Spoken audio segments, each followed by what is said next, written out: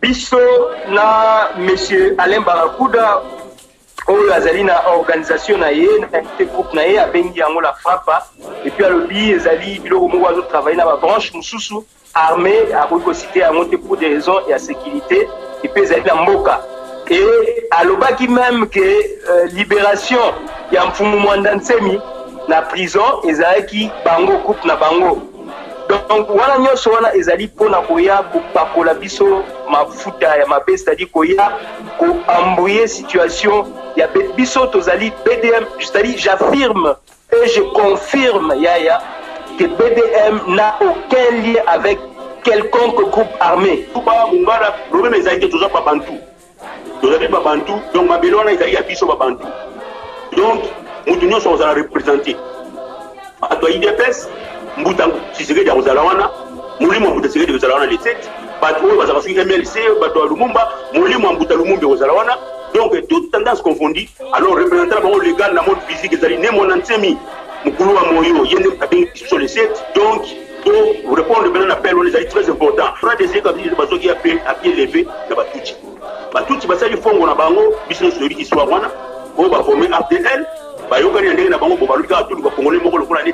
c'est-à-dire tout ça là moi semblant que non ba congolais ba zali coupe ba yeba ju ya pied levé azali so sala makamini so ba business na ye ba yeba ju ya pied levé ayeba ikutu ta bita likamwana te bambi mbamba mbang aye oloko la yeba lingi ba mentir mingi parce que musala bana sala yangwana aye na kati ya mboka so disant que non na ye libérer bino Mwanda Nsemi asali consultation na ba ancêtre na biso ba ju solution moko to bengana liboso ba payawana après peuple oyoyo azali destiné pour okengela mabelo na RDC pour vanda pour otala ndenge to origine mboka na biso to tia ordre ba parti politique vous allez sous ndenge yo ezali ndenge en désordre te oyo ba mindele bazali ko infiltrer parce qu'il y a des partis politiques oyo ba mindele ba financer pour tia ngolangani politique ezali likambo ya masekité peuple congolais il faut comprendre que nani o leader nini oyo bango ba ko tira motema leader nini oyo bango ba ko landa ba preuve ezali belé parce que avant d'entrer ba congolais to utina ba communauté différente nous sommes des Congolais dans l'ensemble,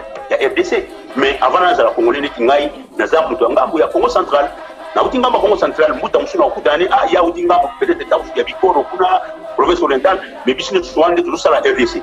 Mais si koyo, ngai so na unité na obeta trop pour la RDC. Communauté na ngana nous amalamuti. Est-ce que vous trouvez ça normal?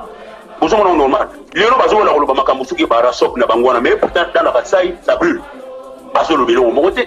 Mbote na bino nyonso bana ya Congo baibomesani kolanda ngai pati la belle kati na www.masoloyasika.com. Lelo na yambeli bino bambuta na biso bandeko na biso bavandi na mboka ya Suède.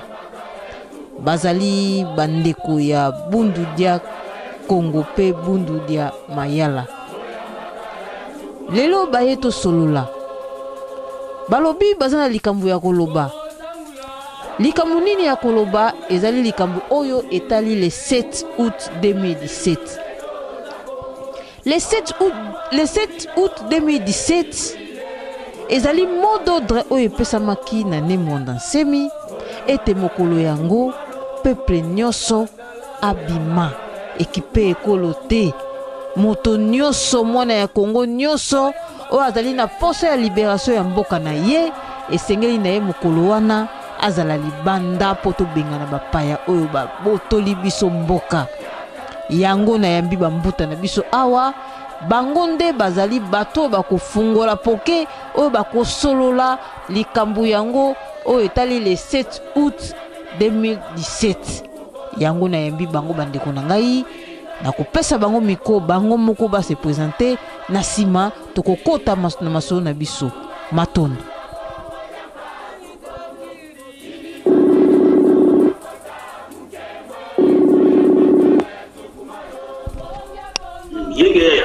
Yenga Mbuta bon? Oui, ça va. Mbuta matondo mingi na ndenge osili ko yamba ngai na mukona lelo. Yamboto banda na kolinga ete otalisa bandeko obaza kolanda biso soki ozali nani. Matondo yaya Matondo pour la parole, ngai nazali Mavinga Congo, navani mboka Swede, nazali kesa ya BDKP membre ya BDM na ngambo ya Swede. Awa na Scandinavie. Matondo mingi na ebite soko zali na mbuta mususu oya koki ko se présenter aussi. Matondo yaya nakanisi ngai Kongo na ngai ezali mbuta mpembele. Tovandi awa na mboka Suède na Stockholm. Tozali na structure na biso ya BDM awa nga nazali secrétaire actuellement. Matondo mingi nazongiselo malo. Matondo tokokota na maso na biso ya mukona lelo vraiment ya mboto kota vraiment na muzinde ya maso na biso tokolinga toyeba santé ya BDM pe santé ya Yaya Lubondo ndenge tosilaki kolanda na Facebook na ebite bokotalisa biso libération na ye ezali ya solo to ya solo te. D'abord question ya liboso ezali santé ya BDM ezali ndenge nini pe libération ya Yaya Lubondo o azali mwasi ya Nemo na Nsemi eza solo te pona moni yango za koleka na Facebook. Matondo pona motuna yaya bolimbisi mwa mokie po tango na se présentaki bona lobaki teke soki nga nazali nani na BDM awa na kati ya Scandinavie précisément na mboka Suède. Nga nazali porte-parole na ngambo ya Suède. Po tozali na porte-parole na biso pe général officiel po ezali Mbuta Ndombe yaza kuna na ngambo ya Belgique yazali porte-parole ya diaspora en Europe et en Amérique. Bon ngai nde la direction à Suède, je suis le porte-parole, za pembeli na ngaya wana secrétaire na biso Mbuta Pembele. Bon, pour la motuna na wuti kotuna vraiment santé à BDM se porte très bien dans ngambo Scandinavie et j'espère que BDM se porte bien dans diaspora mobimba tout comme kuna la direction générale la kati ya Kinshasa. Wana on na ko ko pour na BDM. Bon, pour la problème il y a Lubondo na ko oui c'est vrai, Lubondo a été libéré. Pas libéré, mais sous condition, Azoko s'est présenté pour la ANR chaque mercredi. Voilà donc ce que nous savons pour la Lubondo jusqu'à là. Matondo mingi mbuta tokokota na likambu oyo mododre oyo Nemo na Nsemi apesaki. Nemo na Nsemi apesi peuple congolais nyonso mododre ya le 7 août 2017. Congolais nyonso abima libanda. Congolais nyonso abima libanda kasi ko bima ya Congolais akobima na libanda batu mingi bazali koloba ete pona nini apesi mokolo wana pona nini atalisi na banguna ete azali koya le 7 po ete tangu bozali ko libere mboka to pe batu bakosala soulèvement apesa ka date te pona nini date wana ya le 7 epesa maki. Matondo yaya pona motuna nayo na ranti ezali simple pona répondre ngo na mutu nyonso auti gozwa cours na kati ya BDM. Yaya elongo na koloba na yo dans la spiritualité mon surprise existe raté. Na kati ya spiritualité nyonso ezali étalé biso bata mokili nde lokola tozana monde irréel nde tokomona makambo mosusu tozomona ngo lokola neti moi compliqué mais la spiritualité tout est bien étalé. Nemo Nsemi, ce n'est pas n'importe quel politicien. D'abord, c'est un politicien teinté de la spiritualité. Pour moi, Nsemi n'est pas un politicien comme les autres. Ceux qui ont pris date, ils ont une connexion avec l'ancêtre Nabiso. L'ancêtre Yamabele Wana ya Timbakatiopa. Il y a Afrique centrale, précisément dans la RDC. Donc, Nemo Nsemi a une connexion. Pourquoi a pris date ils ont d'abord symbolique. Yaya. Batu mingi tozali kolobaka ka RDC tozotala yango na ndenge Kintsuni. Kintsuni bon nalobi Kintsuni na ndenge Kongo mais Kintsuni c'est-à-dire tozotala RDC na ndenge physique. Mais il faut kotala RDCP na ndenge molimo. Po yoko libérer RDC oui c'est bien ozoloba ke na libérer RDC aussi ba soda olokoti bindu kisuki awa na nani na occidentaux okende kuna RDC mais mabomba mi ya RDC na spiritualité oyebi yango yoko kuno bunda bitumba bino kuna nakata kisasa bakundeli bino bandundu ya mibimba bautso Tanzanie avant ba FDLA ba saina spiritualité na bango ba ipo ba dominer peuple siko il faut ça na ba travail wana avant na oyo okuma na niveau physique Nemo Nsemi sali bino musala peuple congolais sali bino musala nyonso tala spiritualité siko yo ayeli bino gâteau aponi date le 7 abi venez tous derrière moi oya ko Tialembo. C'est-à-dire boya kosala signature parce que ancêtre na bino bakozala wana mokolo wana ye lokola azali mokolo wa moyo oyo tozobenga ancêtre vivant donc akorepresente ancêtre nyonso ya babantu journée wana le 7 Donc venez nombreux, venez tous. Donc regroupement sur le peuple bantou, tous à la wana, on a signé, on a pas remettre les missions Mabelwana, il y a Tibarachopa, Mabelwana RDC. Donc c'est très important.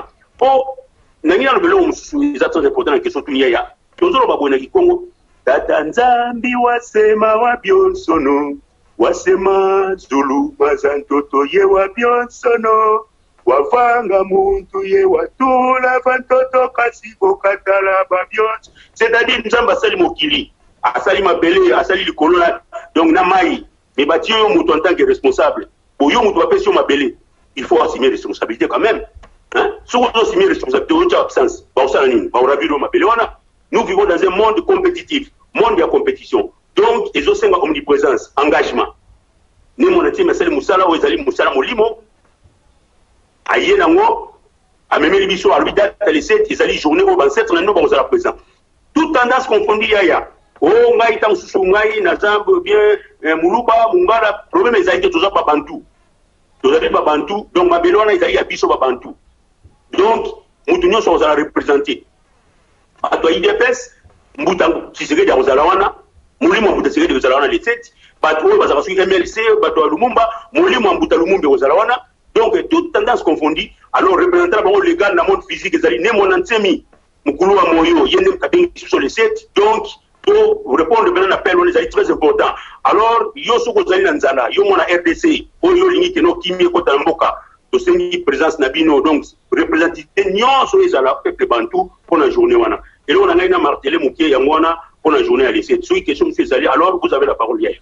Matondo mingi, matondo mbuta, tomoni Kabila, asali remaniement na niveau ya police, ya longoli ba oya kala a remplacer ya sika. Est-ce que ezali te pona a préparer journée wana ya les 7 contre soulèvement populaire oyo ne monasemi asili kopesa? Matondo pour la motuna no yaya, ezali simple pour répondre aux questions. Kabila, ce n'est pas la première fois, na kiteti na yaza kosala kata mboka wana, mais azali moyibi. Yo kanisi moyibi soki bino bo kangaye na kata ndaku eloko eza ya yete. Moyibi quand même conscience ne faut ça là. Soki moyibi akomi ko dépasser Rubicon, c'est-à-dire akomi dépasser Mundelo. Bon, yemo ba yemelo nya zoluka. Kabila azali déjà averti, yango ba pesi date wana les 7 pour aider sa batuna ba wande ko ba yaki na groupe na bango na FDL pour ba ya ko occuper Mabele à RDC pour ba ya ko coloniser peuple bantou parce que bango bazali na mission na bango ba benga bango mission machiavélique. Ba ya ki pour ba ya ko contrôler Mabele bango ba nilotique. Donc c'est-à-dire ba occuper Mabele bantou donc en vie lukoso. Voilà. Mais Mabele on est allé à bango te. Il y a un programme de wana to yebi bien sûr asali remaniement wana pour la stratégie na parce que parmi bateau il y a nommé les alliés na ba misusu ba participer na massacre il y a Kessa Bundu ya Congo na 2006 ou 7 si je me trompe pas mais wana ils ont ngoli kama kwa moitié il y a Kabila sur le bien ba généraux wana est-ce que ba généraux wana o yati wana ba plus puissant par rapport il y a ba belge au bâtiment le 4 janvier 59 non je ne pense pas est-ce que ba généraux wana ti na na makasi ya kunona ba bien moi kama mikie kutu ya mwana kuna sala mela bango bazo buka ba prison bazo koka yango te et bon ba chérubin ye ba généraux na tie ba hotelema bon ça va soki bango baza makasi tota la jour wana les 7 to yeba ke nani oyo to ba ke nani azali makasi ba nani bata monde spirituel na bango oyo to bazo sala mutu makasi oyo bazo ko Kabila que ce soit congolais ou bien bango batuti bon to yeba na journée wana les 7. C'est ça. Et là, on a pour la question. Lelo les 7 mbuta, les 7 Rwandais, Zongi na kati na Babimi na kati na Congo. Poto mona ki na 1998, Laurent Désiré Kabila, tanga Bimi saki Rwandais, mais bakenda ki quelque part na est ya Congo kuna bake ko s'engrouper, c'est-à-dire o bazalaki na bazamba pembeni bake bango nyonso basangani ensemble pour ba force ya kozongela Laurent Désiré Kabila na kati ya Kinshasa. Est-ce que BDM et se préparer déjà na nyonso wana? Est-ce que vous avez déjà que non soki lelo soulèvement salami lobby makambo ya sorte wana pe ko yela bino lisusu? Maintenant pour la question, na répondre la question na boyeya. Omoni likambo abengi ya pouvoir. Ezala likambo ya aventurisme té. Na mansi yo yo pouvoir ya desene zwami, ezwamaki a part pouvoir à Kasavubu. Pouvoir Kasavubu ya premier pouvoir ya mutu mwindu ya mokolo mboka na sima ya colonisation mindele. To toyebi après Kasavubu oyo elandaki ya mibale ezalaki ya ndenge nini na oyo mpe elongolaki bao bayaki ya mibale na oyo ndenge elakotaki eza aventurisme yaya pouvoir epesamaka na bato ya molimo bato ya mokila molimo na monde physique pouvoir evandaka na spiritualité et puis c'est-à-dire base ya pouvoir yango wana donc bamoyo ye bafwa donc bato ya molimo na bato baza na monde physique bango fo baaccepter yo okosala pouvoir te ya baaventurisme Laurent Désiré Kabila bazoki à pied levé na batuti basali fongo na bango business toyebi histoire wana oyo baforme APDL bayokani na ndenge na bango bobaluki kaka tulu bakongole moko lokola neti c'est-à-dire tosalaka lokwa mwa semblage non bakongole mpe bazali na groupe na baye bazwi à pied levé azalaki so osala makambo so business na ye baye bazwi à pied levé ayeba ikutu ta bita likambo wana te bamimbango aye lokola yeba alingi baventure mingi parce que musala bango osala yango wana aye na kati ya mboka so adisant que non na ye olibere bino asigné bacontrat kuna na libanda na bango lere aye sikoyo na kati ya mboka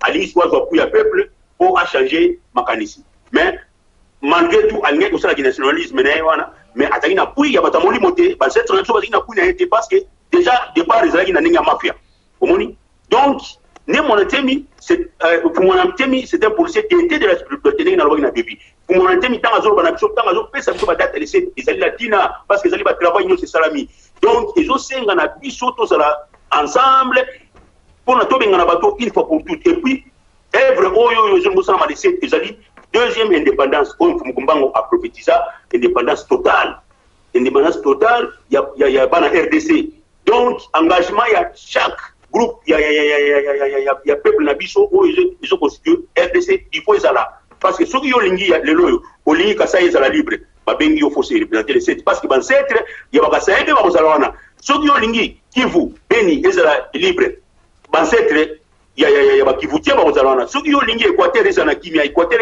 batuti batika Équateur que ce soit province orientale que ce soit Lubumbashi bancete nyonso bakozala wana donc représentant bango légal ezali Monantemi yango abengi biso bakongolais toute tendance confondue toya mokolo wana tozala bomoko tobengana bato na babima comme ça tovanda tokotala ndenge tokotambusa mboka na biso dans les jours à venir donc ezali pena indépendance totale ya nazo confirmer nazoloba na yo parce que ezali makambo euti na molimo donc bancetre basangani ezali makambo ntsaka ve omoni ezali black te yaya donc wana nde yango na ngai na répondre pour la question tunaki maton donc soki natali na nyonso sili koloba ozali kotalisa bana na Congo ete soulèvement populaire oyo ya les 7 ndenge bamususu bazali kopenser bamususu bazali kokanisa bazali kotikela charge kaka epai ya BDM to pe charge epai ya nde Monantemi na ndenge osili koloba otalisi bango ete soulèvement populaire wana eza kaka te pona BDM eza pona peuple congolais nyonso même na ba parti politique oyo eza na kati na Congo bango nyonso il faut baza na sima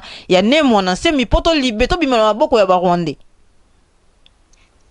Bien sûr yaya parce que na minute oyo totala Congo ezali na nesikani Congo eza na poubelle Congo eza na raite na minute oyo tala ba parti politique oyo belebele tondimaki wana o MPR o soki nini o soki nani tala lelo pa batiki mboka donc ne Monantemi asali consultation na bancetre na biso bazwi solution moko tokobengana liboso bapaya wana après peuple oyo azali destiné mpona kokengela mabele wana ya RDC tokovanda tokotala ndenge tokorige mboka na biso tokotia ordre baparti politique kozala lisusu ndenge oyo ezali na ndenge en désordre te oyo bamindele bazali koinfiltre parce qu'il y a des partis politiques oyo bamindele bafinansaka mpona kotia mbolangani voilà donc c'est-à-dire kotia ordre chaque fois koya la complication biloko wana ekozala lisusu te cette fois-ci décision ya RDC osala na kati ya RDC parce que lelo tozomona moko ezotambusama bainfluence ya libanda mutu moko baninga zwa pouvoir na RDC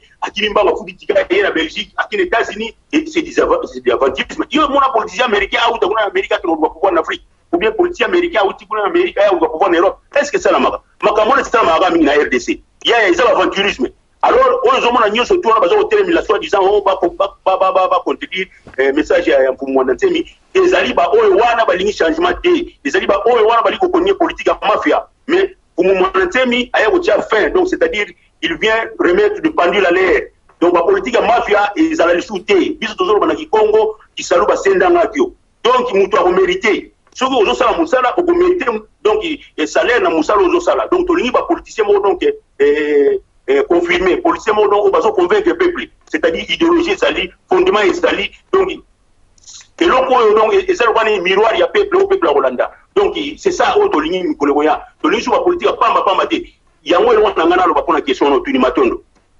matondo mingi mbuta mutuna na ngai mususu ezali BDM na BDK po batu mingi bazali komona mwa pasi na ko définir yango BDM na BDK différence nini ezali na groupe oyo mibale pe idéologie na yango ezali nini po mingi batu bazo comprendre te bazo ba différence nango te yango na kolinga otalisa biso différence nini to pe idéologie ya BDM na BDK pe différence nini ezali entre BDM na BDK matondo mingi ya nakanisi BDM na BDK nakanisi na debi tangu longi a créaki mouvement a créaki BDK tangu longi ya congolais mfumo mandansemi asali BDK ezalaki c'est-à-dire ezalaki parti politico-religieux. Donc, c'est la définition belé sa BDK. BDK un mouvement culturel, c'est un parti politico-religieux.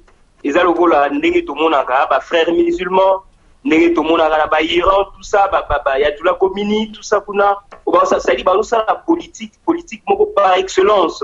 Ça dit pas la politique de l'homme de chi, il y a pas tout à Mokilio, mais politique, yo ba bonier déjà na Mokila Molimo. Osikoyo omoni makambo elekaki na mboka na biso pona okota na bozindo yaya na ko expliquer boye tango longi ya Kongo asali BDK omoni ezali première partie politique religieux c'est-à-dire un parti politico-religieux na kati ya RDC et ça qui lokola et ça un peu moins confusion si on a confusion on est ça qui pas comprendre penate parce que nous avons un côté c'est-à-dire un côté spirituel, c'est-à-dire tout ça na autobengi église, autobenga mona zanga patno soit yebi église et puis na makambo etali politique parce que pas na biso na kati ya Congo, selon la tradition Congo, biso nyonso wana etambolaka lolenge moko. Parce que mutu azali biso tolobaka muntu impeve enutu. Idi na tomisa muntu ikuntomisa mukimpeve ekinitu. Donc mutu azali molimo elati nzoto. Bosoki mena sikoyo ya ozo s'intéresser kaka na nzoto. Mais ozo lesa molimo tozo mona teke oza mutu moko zali complété. Ça dit tu n'es pas un homme complet. Yango moni biso ezali politique par excellence. Yango biso toujours tozali inspiré na parcours na biso. C'est-à-dire que tout le monde na biso nyonso, ba chef politico-religieux na biso nyonso bazara toujours à envoyer c'est-à-dire ba ponamara toujours na mokili ya molimo. Yango moni le salaki BDK. Si tant que sali BDK, tant que trompé bat na kati ya RDC, nde sikoyo ba ebisi longi, il faut pona, ba ebisi ne mandansemi, ba ebisi soit au tikali la politique ou soit au la religion. Mokoyi ko sanisete parce que biso na kati ya constitution na biso et le biké politique na religion, il faut les séparer. Yango moni longi ya Congo ayaki ko sala BDM, c'est-à-dire l'aile politique. BDM donc Bundu dia Mayala. Mayala azalaki un ancêtre, c'est-à-dire un ancêtre qui faisait la politique na tangu ya royaume Congo. Nde siko longi a s'inspirer toujours na kati ya bakombo na biso nde aiko créer BDM. Mais soto bito tala ezaka BDK. Ezaka BDK parce que au moni pona kotia ba amalgame tego parce que ça iko compliqué bango yango moni ke asalaki c'est-à-dire ameki mo mke ko séparer elle politique. Mais biso na kati ya tradition Congo na biso etambolaka toujours nzela moko. Bon maintenant siko pour la cadre ya o etali idéologie.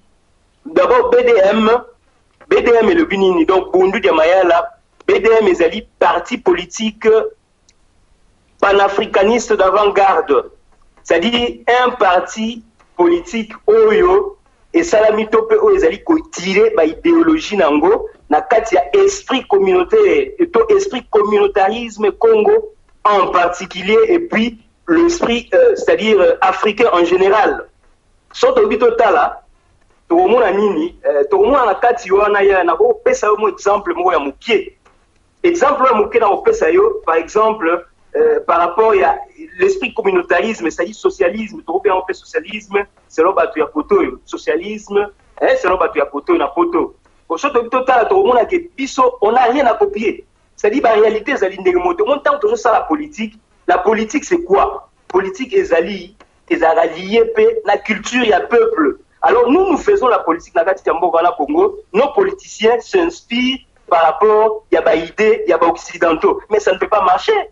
Ça ne peut pas marcher parce que la réalité est nous les Africains, nous avons notre culture, nous avons notre façon de penser. Alors si nous inspirons par rapport à la politique, il y a mindele par rapport, il y a mindele batambula, nous allons toujours échouer. Surtout total et pas na biso, au moins que biso na kati ya royaume l'ancien royaume Congo, tu es baki loko tolba, par exemple, na opesa yo nini penser mo na Congo, to la sagesse comme on nous dit, dia mulungi là quand si muyukutako na opesa comme exemple mo muke pour la expliquer c'est-à-dire le socialisme africain to l'esprit communautarisme africain. Dia mulungi là quand si muyukutako. C'est-à-dire on savait to e baki eloko nini, c'est-à-dire tant biloko ezali tant ba pesio biloko to lia po tokoka mais pour autondater. Oui, tout ça là, ça fait partie de notre politique. Soit par exemple, dans le lobby, par exemple, il y a un lobby qui a amené Kavoua, qui est au Kavouako. C'est-à-dire, toujours dans l'esprit, dans la pensée Congo, dans l'esprit africain, qui a amené Kavoua, qui est au Kavouako. C'est-à-dire, le mien m'appartient, mais le nôtre ne m'appartient pas. Sauf à Pessio, par exemple, au géré, qu'est-ce qu'il y a l'État, tout Pessio, aux administrateurs, Moko Songolo, na kati ya nini, au géré, affaire, il y a l'État. Pour bien que, déjà, biso la kati ya culture Congo, balobi nini, qui a mis Kavoua, qui est au Kavouako. C'est-à-dire, oh yangai, salaire nangai, yango na s'intéresser nango, mais oh yangai te, oh yangai te, na koki ko s'intéresser nango te parce que ça yangai te, ça ya l'État. Na koki bambongo ya l'État te. Vous voyez, aujourd'hui, on a bilo kwa nyo sona. C'est-à-dire, nos politiciens ne le savent pas. Pourquoi? Parce qu'ils s'inspirent par rapport à l'idéologie. Troisième exemple, toujours dans la pensée Congo, c'est-à-dire, un politicien, c'est qui? Mbita ezali bitumba. Mtu ezali mutu. Mabundu, donc, mabundu to bundu elingoloba, union to lisanga. Donc, un politicien, c'est qui? Un politicien, c'est un éclaireur, c'est un guide, invitant tout, donc tout. Donc, un politicien, c'est quelqu'un qui voit. C'est-à-dire, Mouto Azala Misu, Azomona. Mouto Azali na Matoi, Azoyoka. Et puis, Mouto Azali na Bongo, où Azo réfléchit. C'est-à-dire, Mouto Azali na Munoko, où Ayebi comme politicien. Alors que, comme on est plus sur la carte de Congo, toujours, on ne s'inspire pas. Mais Zali Piso Lobaka, Kim Fumu, Makian Tumbwa. Iba foi, iba moyo ndenge mutamavinga Lobaki. C'est-à-dire, politique est affaire à élection. C'est-à-dire, tu dois d'abord être élu spirituellement, et puis maintenant, ceux qui vont élire spirituellement, et puis ils vont concrétiser ce qu'il y a dans le monde physique. Dans le monde physique, il y a une matérialisation, il y a Oyo et Salama qui déjà Mokila Molimo. Aujourd'hui, comme politicien, tant que politicien, tu as tous les atouts. Yozanani, Yozaka Lokola, Yozaka Lokola robot. C'est-à-dire, tu es là comme un robot seulement.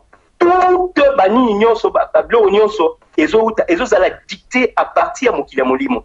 Tu n'es qu'un robot. C'est-à-dire tu t'assois là ba biso kende bokei, ça bosali, zonga bozongi. Na ganisi yaya pour expliquer le tout bien to mona ke na kota mona mwa bozindo omoni so na mina tala totala ndeti na air oyo tozali po muta mavinga meki mo mke ko expliquer yango. R ezali R moko très important pour la biso bayindo biso to bengi yango tandu kia kinatimaza. Tandu kia kinatimaza ezali tandu ezali heure du verso to porteur de l'eau. Ezali pour la biso batu mwindu. C'est-à-dire biso batu mwindu tozali batu ya moto mais ba mindele bazali batu ya pio. So no bitotala na kota penga na bozindo mwa muke to mona ke biso batu mwindu tozola la kongi mingi. Mais R ezali R na biso to exemple kana pesa exemple mogo il y a makambo elekaki na kati ya Afrique du Sud. Na kati ya Afrique du Sud tangu na 2000, je sais pas si c'est 2006 ou bien 2010, quand Coupe du Monde elekaki kuna na bosani année, mais tout le monde qui chanteur oyo babengi to chanteuse oyo babengi Shakira, aigo yemba nzembo moko wana aigo lobaki samuna muna samuna muna this is time for Africa. Donc c'est le temps de l'Afrique. Les Africains doivent se lever. Mais, biso Africains, toujours continuer toujours au là. Total à tout grand maître Dalai Lama, a autant la conférence, mon dernièrement, à Nanine en Allemagne. Et puis lors de cette conférence, bah, tout n'a des questions, moi, c'est mais n'est ni tout le monde, bah, africain, parce que bah, mine bah, il dit que les air n'a biso, mais bah, oui, c'est parce que c'est ma bombe, mes amis m'ont tué, qui c'est ma bombe, mi. Biso, si quoi, africain, biso, si quoi, africain, si quoi, il faut toyer, bah, que les air n'a biso. Mais le problème qui est là, c'est quoi? Tant bah, tout ni Dalai Lama, question, on a, grand maître Dalai Lama, question, on a concernant l'Afrique. Ah, bien non, ne vous en faites pas, parce que c'est lui qui vient, c'est-à-dire Moutou Aoutina, cœur du soleil, celui qui vient du cœur du soleil, il est déjà là. Et celui-là, c'est Mfumoumandansemi. C'est celui qui vient du cœur du soleil. Azali déjà, et puis il travaille déjà. Et puis d'ici peu, vous allez voir que l'Afrique va s'élever. Vous allez voir qu'il y aura une explosion en Afrique. Et puis tout commencera où Nyonso Ekobanda, na kati ya Congo, RDC, na kati ya Congo. Et le Bama même, l'Afrique a la forme d'un revolver dont la gâchette se trouve au Congo. C'est-à-dire tout va s'exploser à partir du Congo, na kati ya Congo. Il faut être mina kati yo pa dia kati. C'est-à-dire wana ezali ba prophétie ya bakoko na biso. Donc prophétie ya bakoko na biso, c'est-à-dire que Congo ezali nguma oyo ekomela toute l'Afrique centrale. Donc même na sima il y a quatre toujours ba prophétie na biso to mona ke prophétie moko ya mage na biso moko aloba yango mage na biso moko to bengi na kombo ya Mbemba Zulu aloba boye aloba ke quand le fils du monde des ténèbres auront à dévier collectivement le monde du droit chemin, la lumière qui réhabilitera le monde proviendra de Katiopa au temps prévu par le Seigneur. Le temps prévu par le Seigneur ezali netangu oyo obiso tozali sikoyo otobengi l'heure du verseau, c'est-à-dire le temps du porteur de l'eau. Tangu ya nde tangu ya ne makanda la ne mwana mfumwandemi matondo biso matondo yaya na evite osukisi osilisi ubie nakanisi mwa moke nakanisi soki mo eloko ezali ya kobakisa nakoki kobakisa susu me nasuki nanu wana. Ok Mbuta. Donc soki totali na masa osili koloba le 7 août oyo. C'est-à-dire eza suka na biso suka vraiment eza indépendance na biso toloba nini ya mibale donc o liboso rataki ya oyo vraiment ya mbalo ko ratete. Donc indépendance oyo omoni problème ezali wana ezali nini? Ezali eloko monde na expliquer tout part de prophétie. C'est-à-dire il n'y a jamais eu d'hasard na kati ya mokili oyo. Tout ce qui est, c'est-à-dire tout ce qui est visible, tout ce qui est visible est invisible. Nyonso et utarango dans mokili ya molimo, tout le monde dans le monde physique, ça a toujours matérialisation. C'est-à-dire journée wana les 7, ezali jour moko sacré. C'est un jour sacré de libération du peuple congolais. C'est un jour sacré de libération du peuple congolais. Ne vous en faites pas, ya ezali pas aventure to ezali logo moko ou peut-être un fumwandanse mais c'est improvisé non. Ezali penza jour moko sacré oyo et uti na mokila molimo oyo ezali pe appuyer na bakoko na biso. On a monopolisé parole te ya na pesa pe muta mavinga a compléter moi muke kaka na optique ya même question oyo matondo. Matondo Mbuta na suna mutuna mususu na ebite Mbuta mavinga na kozonga mwasi na kozonga na na sima na kotuna Mbuta na biso pembele Mbuta tomoni namoni Alain Barakuda azotambola na kombo ne mwana nsemi azoloba makambu oyo ezosala na mboka na Congo eza ne mwana nsemi bon na landaki vraiment teme aza koloba o nyonso toza koleka na kati na Congo ne mwana nsemi aza na sima yango na lingaki na tuna soki BDM boza au courant na yango. Franchement yaya na webisa yo boye Mama Pati Labelle na webisa yo boye biso na monsieur Alain Barakuda oyo azali na organisation na ye na groupe na ye abengi yango la FRAPA et puis alobi ezali biloko moko azo travailler na ba branche mususu armée akoki ko citer yango te pour des raisons ya sécurité et puis ezali na mboka et alobaki même que libération ya Mfumu Mwanda Nsemi na prison ezalaki bango coupe na bango. Donc wana nyonso wana ezali pona koya kopakola biso mafuta ya mabe, c'est-à-dire koya ko embrouiller situation ya biso tozali BDM, c'est-à-dire j'affirme et je confirme Yaya que BDM n'a aucun lien avec quelconque groupe armé. BDM, j'affirme et je confirme que BDM n'a aucun lien avec quelconque groupe armé. D'ailleurs, BDM, c'est un mouvement non armé. BDM, biso tozali mouvement non armé. C'est-à-dire tozali combat na biso ezali combat ya non violence. Ce que bito ta même l'omia comme Fumumwanda Nsemi. Dernièrement na ba discours na passé à lobaki nini. À lobaki tangu nini dialogue ça maki à Sun City. Dialogue à Sun City en Afrique du Sud. À mon avis, M. Swing, l'américain, pour la web, c'est que non, nous, PDM, nous n'étions pas servis par rapport, il y a schéma, il y a 1 plus 4, pardon. Il y a schéma, il y a 1 plus 4. Et M. Swing, à zone, c'est la guerre, il y a que non, na dialogue, il y a Sun City, nous n'avons servi que les groupes armés. C'est-à-dire pour vous dire que PDM n'a eu aucun contact avec des groupes armés. Donc, M. Barakouda doit cesser. Il y a une sur le monde ensemi qui est soi-disant qui est azali à contact bisoto et puis il doit mettre fin à como ya mfumu mwandansemi soki alinga lobela mfumu mwandansemi et sengeli a contacté bato bazali bouche autorisée na pour lobela mfumu mwandansemi mais akoki kolobela mfumu mwandansemi directement parce que bisoto ebiete matondo na pesi mtamamvinga a compléter moi mkiao matondo mutamavinga nako tuna mutuna oyo nazwi epa ya mbuta pembele mutuna yango ezali mbuta lobi atalisi bato baza kolanda biso ete BDM ezali groupe moko non armé. Alors no violence to lobaka eza na violence te so to landeli na ndenge wana. Alors totali discours ya ndemo na semi aza kotalisa biso ete dent pour dent œil pour œil eza kolakisa nini? Bon wana ezali la loi divine. Yaya omoni mukili oyo tozo vivre d'abord ezali mukili ya Tinsani Munza il a kisige le monde de la compétition que nous vivons. Donc ceux qui osali faible donc on perd des nions surtout oyo donc oyo zo posséder. Donc yangwana il faut ozibula meso.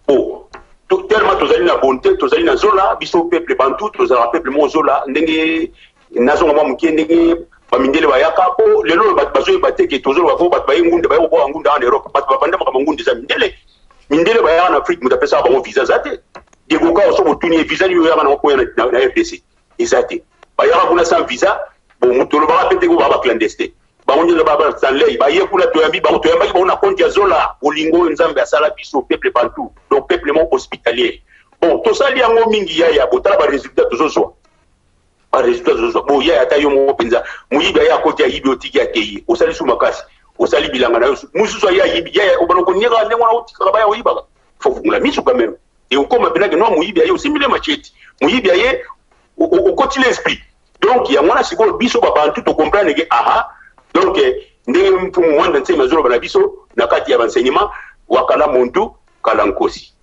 kamemeko donc qui meme to sali la trop sikoyo tokomi na phase ya nkosi donc phase ya nkosi ya utobenga œil pour œil dent pour dent oye na tatikio donc tango yo ngoya ngafona tatika yo donc tatika donc yakiti na soyo minu donc fona se défendre donc fona bunda donc l'air coquille ne muta pembela utolo bake tokomi na air du verso donc ils sont air ya ozo masimati donc c'est notre époque ba prophétie fu mugimba ngalobaki moma na ngwe coquille ngai yango lo na yo rappeler na batu botika ko sala ba c'est-à-dire par volte-face, par question belé, non, bandeko, pose conscience, parce que l'État évolue. Quand vous dites tout la question que le 7 août, mais Mouto a la deuxième république, avant qu'il y ait un prophétie, après moi, ça sera le déluge. Mais dans mon peuple, moi, je vais pour être mais pourquoi le bibo? Voilà la question à poser. Mais or, Makambona, Mouto, la philosophie, la ministère du peuple, aïe, pourquoi le bibo Makambana? Ce que les autres traversés des tapots, et Banzera, Bassara, Ndé, Mboka, le comme la poubelle. bango ba tuza banzela mais to o eza moment sur to pour toi qui c'est ngandi yango toujours bengana to ko sala ba le passé to tia siko makasi na biso pour to avancer to bengana nanu to longana désordre yo ngolanga nyoza na mboka pour to tia ordre sikoyo to yeba nini ya ko avancer parce que nous vivons dans un monde très compétitif donc o ya sala faible a otikala donc so qui fait c'est le gamingi to ko malwa ba palestinien to ko malwa bendie ba ko to ba Canada on les mboka bendie États-Unis nyo solo bendie ba panda kuna mais de l'autre là c'est les arabes voilà alors yango pour mon nteme ye lokola ye batindi ye na ancêtre na biso aya ko représenter bango na mokili na monde physique donc aya ko rassembler biso peuple bantu yango ne pour mon nteme sala musala na ye aya ko rappeler biso voilà donc ba basala mato ya koyoka pour na message wana ba yoka ba basala motema ko ndima bandiba et puis n'oubliez pas na ngina lobelo moko bande ko mingi bazolo ba na kati diaspora ke yene mon nteme so ndenge ni so so ba jena ye mais il faut faire attention biso miso tozana diaspora tozaba ni mon nteme oyo nyonso bozolo bana bopanza te ko bato bazomona bino tozali awa biso tozali ba yani mona ntingi ntsaka fe donc tango nyonso ba n'importe quoi il faut yeba yango ke bon lobilo bisiki masolo changer ni mona ntima pour mona ntimi ye wana simi mboka yo biso tozala aéroport tozala bino donc lera ngoyo bokota mulongo lera ngoyo donc il faut agir parce que message au biso to bundeli mbula na mbula ana kata diaspora mutu amonani oya mimi on sur le terrain alors qu'est-ce que nous entendons alors donc rassemblons-nous tous en un seul homme derrière Fumuantemi, alors, tango, Tobinga la Paya, Tovanda, Fumuantemi, ma dictateur, Fumuantemi, to suivre enseigné par Inaye, puis tu as dit Inaye, Fumuantemi, pas avoir opinion. Voilà, son opinion des agiteurs, mais pourquoi pas adopter un c'est bon.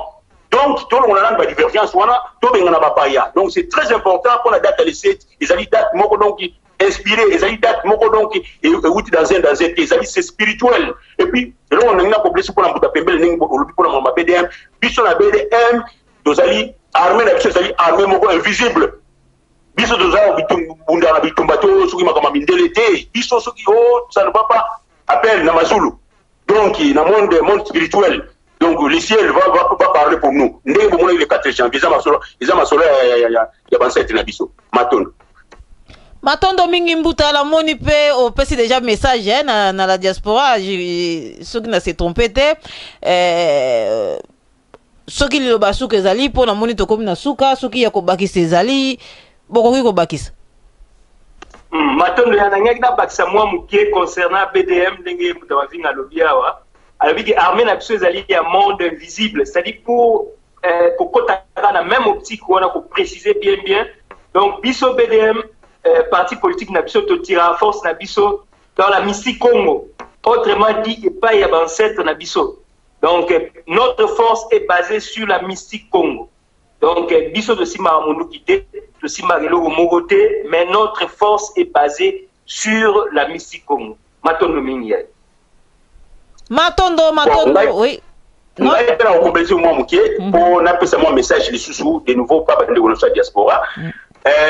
En tout cas, vraiment, Nazali, na même avis, na ba résistant, ba combattant, nous sommes misalo, nous sommes sali, pour sa musique, wana, ils ba symbole, bena, ba symbole, ya poko na biso, parce que classe matang, ils allaient, ba toabi na raté, wana, bena, bravo, mais bandeko, message, misalo, belé, tout ça, quand même, faut nous appeler de compassion, na bandeko. Wana, nazo pesa, ce message, pas la diaspora. Parce que, tout le monde connaît, quand la résistance, qui combattant, qui moula na moula, ah, na katia, bamboko, tout ça, bamboko na biso, donc, il est temps maintenant, par idéologie tozala nango na diaspora na nyonso tosali moto ko la monani tozala simanaye to kene to bengana poto cha ordre na mboka na biso donc il est temps parce que prophétie va pas nos prophétie oui c'est bien mais prophétie peut pas profiter na temps na moment nango prophétie peut pas retarder nango bino ozo ba ngo ngimbango lo ba fungimbango lo ba mais il faut que ba rappeler temps ya profiter ya prophétie c'est coquille yango tozali donc réveillez-vous les combattants les résistants donc nyonso to ba bundeli mboka o bazana na diaspora réveillez-vous donc ils sont tous nous tous derrière pour mon enseigne yende pour représenter les gars na biso kuna terrain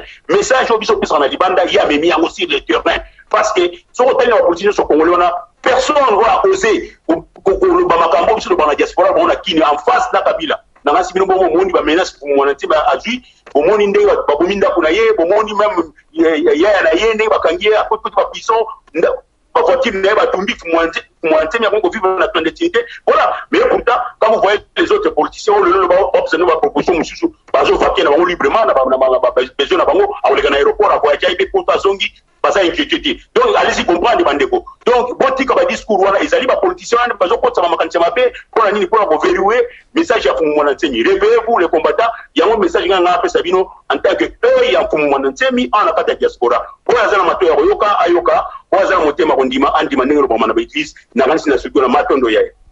Matondo Mbuta na kozwa liloba moko lobi na kati ya maloba na yo awa olobi ete ba politicien bazo sala ba va et vient bazo kende bazo zonga mais tomoni ba politicien wana mikolo esili koleka Kabila koti na abomi ba étudiant alors tomoni ata politicien moko te atelemi po alobela likambo wana bango eloko za ko s'inquiéter bango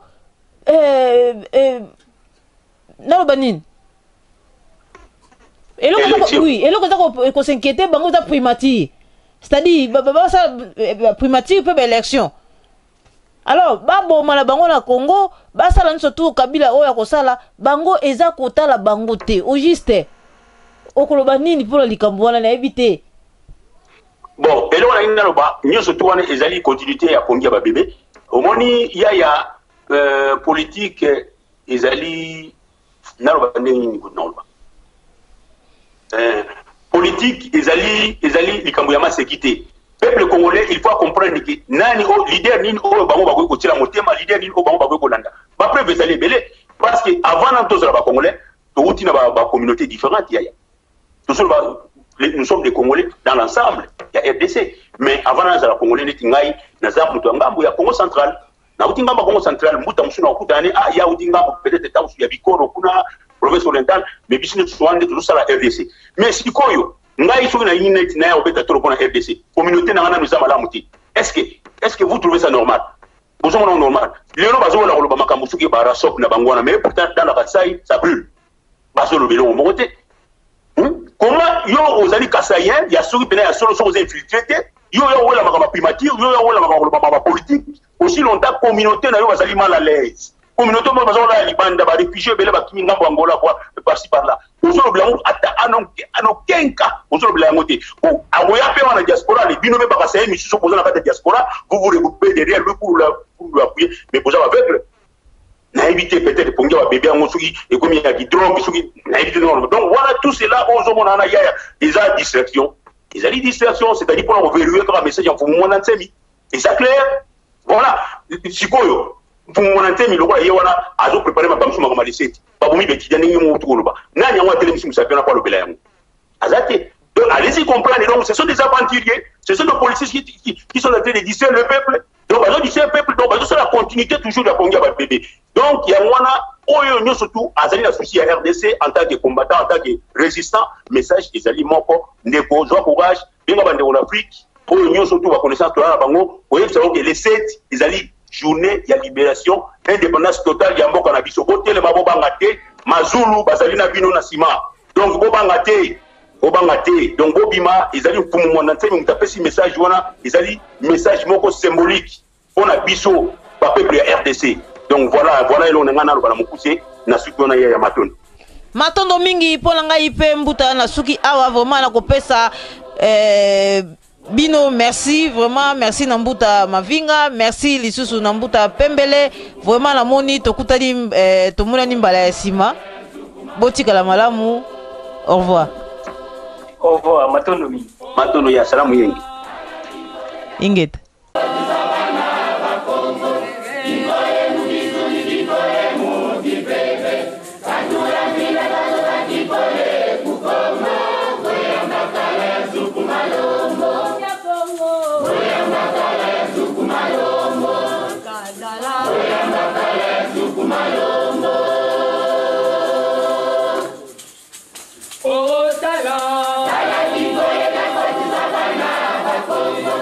Ikole mubisu